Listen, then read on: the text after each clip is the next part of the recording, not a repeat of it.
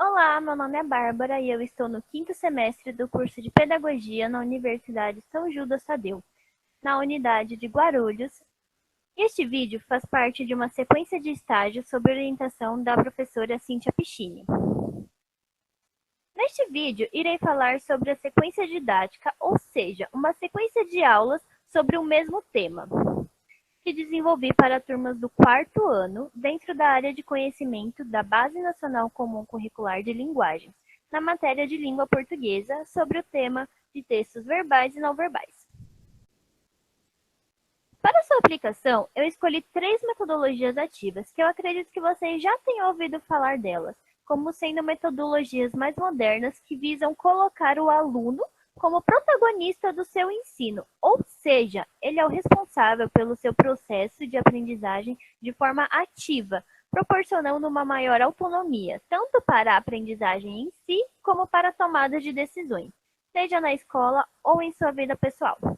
Assim, as metodologias escolhidas são o ensino híbrido, a aprendizagem em pares e a mão na massa. Durante a explicação das aulas, vai ser possível identificar elas, mas vamos dar um breve resumo do que é cada uma para facilitar, né? O ensino híbrido é a utilização do ensino em sala de aula, com o uso de livros, aulas expositivas, por exemplo, em conjunto com as tecnologias digitais, como o uso de celulares, computadores, tablets e ferramentas virtuais de pesquisa. A aprendizagem em pares, também conhecido como peer learning, é o incentivo aos alunos a ensinarem e discutirem os conteúdos entre si, o que ajuda bastante na memorização e absorção efetiva dos conteúdos aprendidos. E a mão na massa é bem intuitivo, né? É quando o aluno vai colocar em prática os seus conhecimentos recém-adquiridos, como também relembrar anteriores que sejam importantes para a execução da tarefa.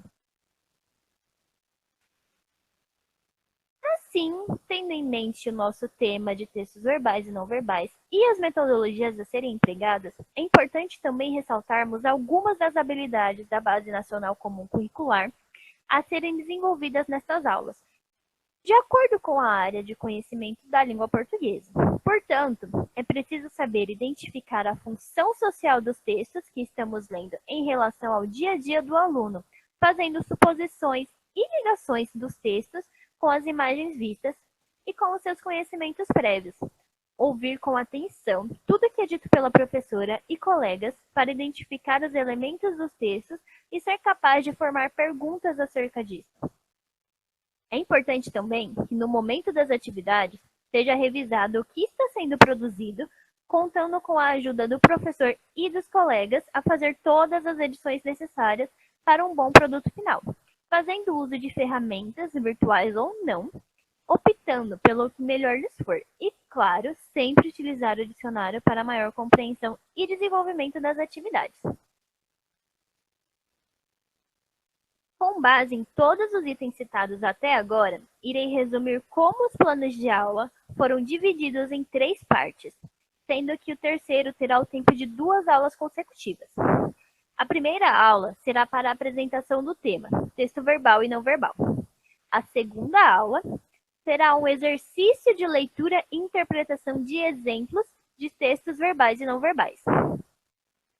E a terceira e quarta aulas serão utilizadas para uma atividade de produção textual, utilizando os modos verbais e não verbais. Bom, explicada a parte teórica, vamos então para a elaboração de cada uma das aulas e atividades. A primeira aula se trata da apresentação do tema. E assim, para início, utilizaremos a primeira aula de 50 minutos para fazer a apresentação e a explicação do que são os textos verbais e não verbais, qual a relação entre os dois modos, quais suas estruturas e mostrar alguns exemplos. Essa primeira parte será feita em roda, para que todos possam interagir de forma simples e confortável. Para auxiliar nessa demonstração, serão utilizados slides no projetor e imagens dos próprios livros dos alunos.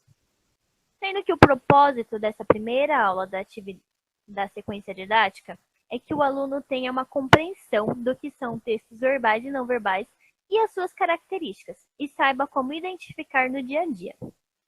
Para ter um bom rendimento nessa aula, o aluno precisa saber ler com desenvoltura, saber identificar os gêneros textuais e saber como procurar significados das palavras no dicionário.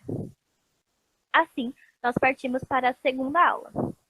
Nesta segunda aula de 50 minutos, a turma terá o tempo de 20 minutos para pesquisar em duplas, em seus celulares ou nos computadores e tablets da escola, ou nos próprios livros, até 3 exemplos de textos verbais e 3 exemplos de textos não verbais, sendo que nos 30 minutos restantes, iremos novamente nos sentar em roda para fazer a leitura e a interpretação de cada um dos exemplos escolhidos por eles e analisar se são ou não textos verbais e não verbais.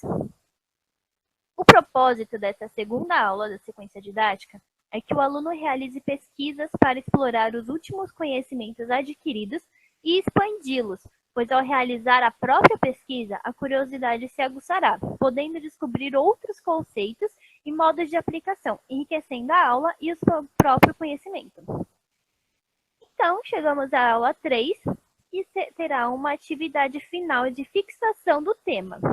As duplas irão novamente se reunir para elaborar um texto verbal e um texto não verbal, para apresentar para a turma, sendo que terão 30 minutos para elaboração e os 70 minutos restantes para apresentações. Ou seja, eles terão o tempo de 2 aulas consecutivas para realizar a tarefa, que poderá ser feita utilizando as ferramentas que o aluno achar mais interessante, como, por exemplo, alguns aplicativos, plataformas online, o Word, o PowerPoint, podendo também fazer cartazes e usar folhas sulfite, folhas de caderno, o que for mais confortável para ele. O propósito dessa terceira aula da sequência didática é que o aluno aplique seus conhecimentos adquiridos nas 2 aulas anteriores, desenvolvendo seus próprios textos verbais e não verbais, para assim fixar o que foi aprendido. Agora, vou lhe mostrar alguns exemplos dos textos verbais e não verbais para uma compreensão melhor deste vídeo. Textos verbais. Nós podemos nos comunicar de diferentes maneiras, através de palavras, dos gestos, dos símbolos e desenhos, e até pela nossa postura corporal e tom de voz.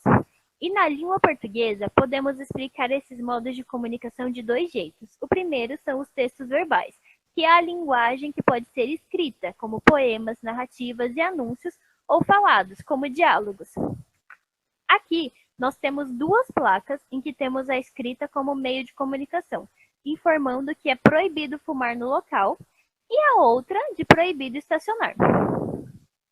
Temos também um exemplo de bula de medicamento, ou seja, é um livrinho que vem junto com o remédio, dando todas as explicações necessárias de como usar, do que o remédio é feito, o que ele pode trazer de efeito colateral. E temos também um poema chamado Noite de Natal, da Maria de Lourdes Figueiredo, que diz assim: mesmo quando eu for velhinho, hei de sempre me lembrar de uma noite de Natal. Vovozinha a tricotar, sentada em sua cadeira. Lentamente a se embalar, o meu gatinho mimoso, o novelo a desmanchar. O sino da capelinha, muito alegre, a repicar. E eu, aflito, perguntando, será que o Papai Noel esqueceu de aqui passar?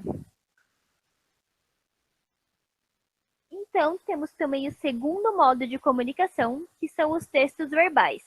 É aquela linguagem que identificamos por meio de imagens, desenhos, símbolos e gráficos que por si só são capazes de transmitir uma mensagem. Neste exemplo, temos uma placa que nos transmite a informação de proibido fumar e a outra de proibido estacionar. Temos também aqui, lembra que a gente falou sobre a postura corporal, tom de voz? Então, o nosso rosto também tem uma expressão facial que também transmite esse sentimento, transmite alguma mensagem para as outras pessoas, podendo ser de raiva, de nojo, de medo, de tristeza, de surpresa e de alegria.